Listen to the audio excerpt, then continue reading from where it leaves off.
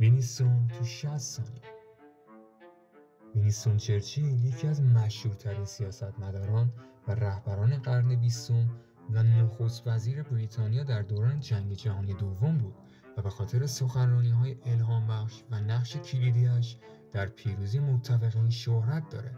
اون تو سال 1874 متولد شد و به عنوان نویسنده، سیاستمدار و حتی نقاش تأثیر عمیقی بر تاریخ گذاشت و حتی در سال 1953 جایزه نوبل ادبیات رو دریافت کرد. اما چرچیل نه فقط به خاطر سیاستش بلکه به خاطر سبک زندگیش هم مشهور بود. اون به طور مدام با سیگار برگ در دست دیده میشد که به نوعی به نماد شخصیت او تبدیل شد.